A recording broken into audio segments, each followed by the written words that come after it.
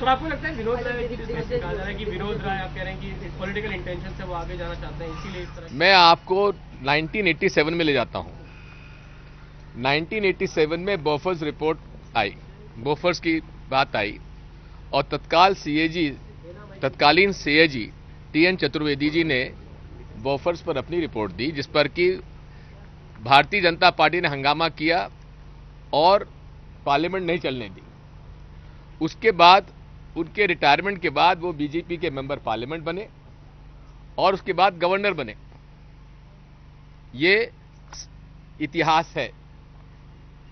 जिस तरह से माननीय सीएजी पूरे सम्मान के साथ, पूरे आदर के साथ मैं अनुरोध करना चाहता हूं कि जिस तरह से उनकी रिपोर्ट्स केवल 2004 के बाद की आ रही हैं, उससे और जिस प्रकार के बिना तथ्यों के आधार पर काल्पनिक नुकसान बताकर पूरे देश में एक माहौल खड़ा किया जाता है कि लाखों करोड़ का घोटाला हो गया।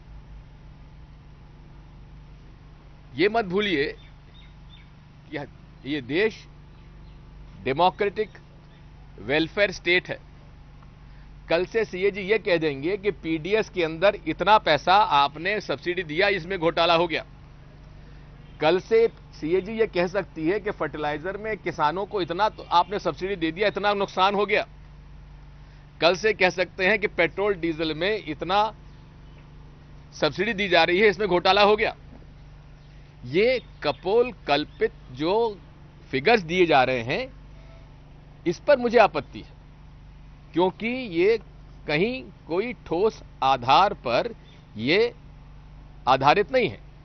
मैं अनुरोध करूंगा पीएसी के माननीय सदस्यों से कि माननीय सीएजी और उनकी टीम से इन सारी बातों पर खुलासा चर्चा करें और नुकसान हुआ है तो क्यों हुआ है। अब कोयले की बात ले लीजिए। अधिकांश 80% कोयला इस प्रदेश के, इस देश के बिजली उत्पादन के लिए लगता है। बिजली की दरें रेगुलेटेड होती हैं, यानी कि प्रोड्यूसर तय नहीं करता है, स्टेट के इलेक्ट्रिकल अथॉरिटी है, रेगुलेटरी अथॉरिटी है, वो तय करती है। जब वो तय करती हैं और कोयले की कीमत क्या होगी कि कोल इंडिया का जो कीमत आती है वही कोयले की कीमत आकी जाएगी। इसका मतलब यह है कि कोयले की कीमत आधारित है कोल इंडिया के उत्पादन से। अब कोल इंडिया के उत्पादन के बारे में कोई पुरानी माइन है, कोई नई माइन है। एक जगह कोयला किसी कीमत पर मिलता है, दूसरी जगह किसी कीमत पर मिलता है। अब उस सारी बातों को लेकर यह कह दिया जाए कि इसमें घोटाला तो नहीं हुआ, लेकिन प्राइवेट पार्टीज को फायदा पहुंचाया गया है। अब इस सरकार ने पिछले 2004 से लेकर आज तक जो 93 में पॉलिसीज अख्तियार की गई थी उसको कंटिन्यू किया है, लेकिन इसमें और पारदर्शिता लाने के लिए एक्ट में परिवर्तन करने के लिए, क्योंकि ट्रांसपेरेंसी हो, ऑक्शन के प्रावधान के बारे में विचार किया। लॉ मिनिस्ट्री को इसमें शक था कि इसमें अमेंडमेंट होगा एक्ट का या गवर्नमेंट ऑर्डर से रूल्स चेंज करके किया जा सकता है। इस पर मंथन हुआ। जब मंथन हो रहा था तो यही विपक्ष के मुख्यमंत्रियों ने इसका विरोध किया कि ओपन ऑक्शन नहीं होना चाहिए।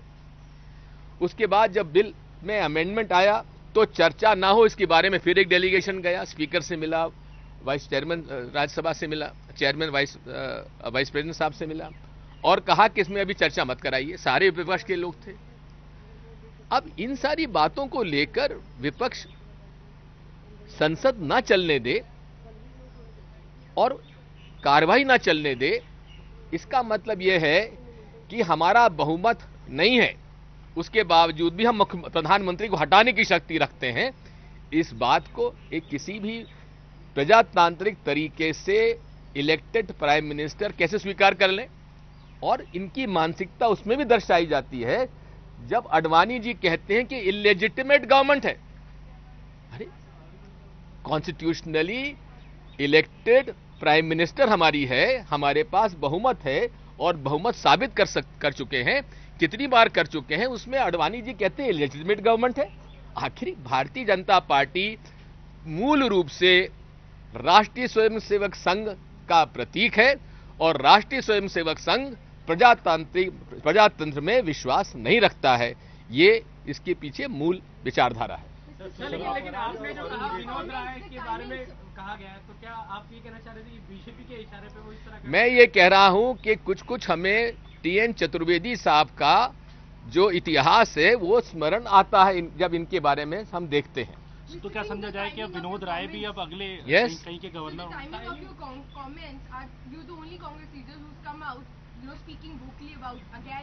Well, it's not the first time I have done that.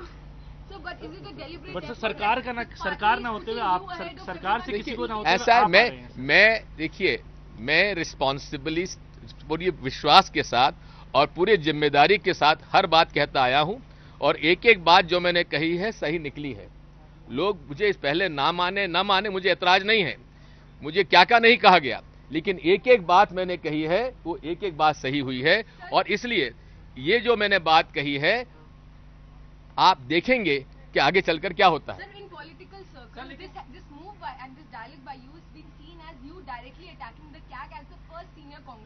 I have never attacked any constitutional authority in my life, but yes, the person who is holding that position, if you see the past CAGs, there was Mr. Kaul from 2002 to 2008. Before that, it was Mr. Shinglu. They never sensationalized any issue. They were absolutely constitutionally correct, or whatever they found in the expenditure occurred during the financial year in the government. They never went to press. It is the first time that the CAG and some of their people, not the CAG himself, but some of the people in the CAG have gone to the press and said what they wanted to say. If they want to create precedents, they should realize that what they are doing.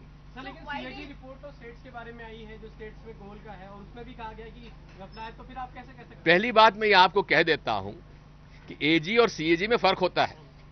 आप confuse करते हैं। मुसीबत आजकल media की यह है कि आप लोग इस पे रिसर्च नहीं करते और ब्रेकिंग न्यूज में हर कुछ ठोक देते हैं।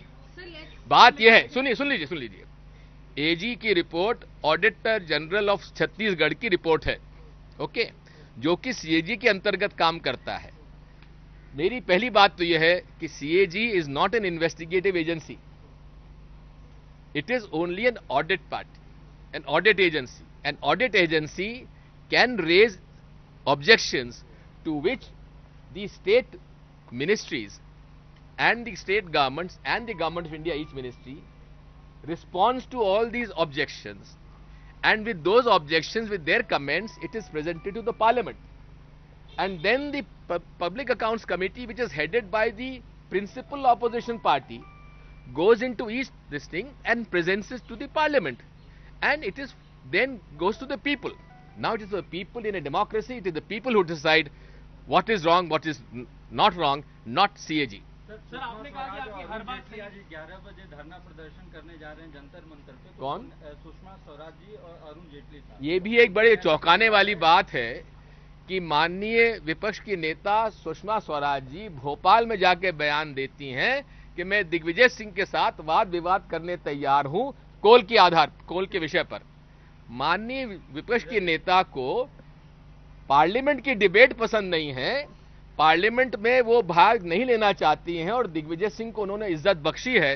तो मैंने उनसे निवेदन किया है कि आप जहां चाहें, जब चाहें, जैसे चाहें, मैं आपसे विवाद करने तैयार हूं, लेकिन आपसे यही प्रार्थना है कि आपकी पार्टी ने आपको अवसर दिया है, विपक्ष की नेता हैं, आप सरकार को घेरिए, लोकसभा में घेरिए, लेकिन अगर वो लोकसभा से हटकर मुझसे विवाद करना चाहती हैं तो हो जाए। सर आपने कहा कि हर बात आगे पीछे कभी सही हो जाती है, आपने कहा, तो जो जिस तरह विनोद राय के बारे में आप कह रहे हैं, तो टीए चतुर्वेदी का आप बयान देखिए, तो क्या कुछ मैंने कहा ना आपसे, मैंने ये कहा है कि टीएन चतुर्वेदी जी का इतिहास देख लीजिए। उन्होंने बोफर्स की रिपोर्ट लाई बोफर्स की रिपोर्ट आने के बाद बीजेपी ने हंगामा किया और हंगामा करके लोकसभा नहीं चलने दी, जेपीसी बनवाई। जेपीसी बनने के बाद जेपीसी में भाग नहीं लिया। उनका उद्देश्य केवल इतना है कि हर चीज को हवा में उछाल दो, कुछ ना कुछ तो मिल ही जाएगा। सर पार्लियामेंट नहीं, कई जगहों पे धरना प्रदर्शन कर रही है 3 दिनों तक। हाँ, करे। मैं उनसे अनुरोध करता हूं, धरना किसी भी प्रजातंत्री व्यवस्था में उसका एक अंग है, मुझे आपत्ति नहीं है, लेकिन धरना करने के बजाय, लोगों को मूर्ख बनाने के बजाय वे पार्लियामेंट में डिबेट क्यों नहीं करती हैं? क्यों नहीं इस बात को बताती हैं कि उनके मिस्टर रेड्डी ब्रदर्स के साथ क्या संबंध रहे? क्यों नहीं बताती हैं कि गडकरी जी और अजय संचेती के क्या संबंध है? सर कहीं लगता नहीं है कि मिड टर्म पोल की उसमें जुटी हुई कोई है बीजेपी? ऐसा है, बीजेपी सही पूछिए तो खुद बटी हुई है कि पार्लियामेंट में भाग लेना चाहिए कि नहीं लेना चाहिए। कई उनके सीनियर लीडर्स हमारे संपर्क करते हैं, भाई समझाओ, क्या हमारे लीडर्स को समझाओ। हमने कहा हम क्या समझाएं लीडर्स को, आप ही को समझाइए। सर कल 2 बिल पास हो गए, तो क्या सर ये ढील ऐसा है? एक बात समझ लीजिए, इस देश के जनता की भलाई के लिए कानून बनाने की सर्वोच्च संस्था को इस तरह से ब्लैकमेल करना उचित नहीं है। और सरकार अपने जितने भी उसको कानून पास करना है, नियम लगाने हैं, पास करने हैं, जो भी पब्लिक इश्यूज हैं उनको संसद में, लोकसभा में, राज्यसभा में पास करने की हर चेष्टा करना चाहिए। वो मान जाए तो ठीक है, ना मान जाए तो ठीक है। तो सीएजी के बारे में आप सरकार से इस बारे में बात करेंगे? जो आपके जी, मैंने तो अपनी बात कह दी, अब सीएजी जाने, सरकार जाने। और हो रहा है पार्लियामेंट में, मुलायम सिंह जो है वो विरोध कर रहे हैं तमाम दलों उनको का। अधिकार है, उनको अधिकार है अपनी बात कहने का। वो चाहते हैं, वो चाहते हैं डिबेट करना। यही तो चाहते हैं कि डिबेट होना चाहिए। हम भी चाहते हैं डिबेट करना। ऐसा है, मुलायम सिंह तो, लेकिन आज हम तो ऐसा है, मुलायम सिंह जी ने ठीक ही कहा है कि डिबेट होना चाहिए। भारतीय जनता पार्टी को, पहले तो भारतीय जनता पार्टी ने उनको इनविटेशन भेजा कि हमारी मीटिंग में आ जाइए। जब उन्होंने अस्वीकार कर दिया, अब उन्होंने कहा भी डिबेट करनी है, तो अब मुलायम सिंह जी को जब इनविटेशन भेज सकते हैं, उनका इतना मान, आदर, सम्मान करते हैं, तो उनकी बात भी मान लेना चाहिए, डिबेट करना चाहिए। सर आपकी बात हमेशा जी, पार्लियामेंट में ही विरोध कर रहे हैं। कोई पार्लियामेंट विरोध नहीं है उनका। उन्होंने तो जांच चाह रहे हैं, तो जांच तो हम लोग को पहले दे दी है सीबीआई को, कौन सी नई बात है? सर आपकी भविष्यवाणी भविष्य में कभी ना कभी सच होती रही है, तो ऐसे में होती रही है ना, ऐसा वो तो होती रही कि हाँ करना बोलो, होती रही ना। जिस तरीके से आपने कहा, तो उस लगता है कि क्या तीसरे मोर्चे की कोई संभावना देखते हैं जब मुलायम सिंह और ऐसा है? मुझे इस बात की प्रसन्नता है कि आपने मेरी हर बात की घोषणा को माना है कि वो सही निकलती है, उसके लिए बहुत बहुत धन्यवाद।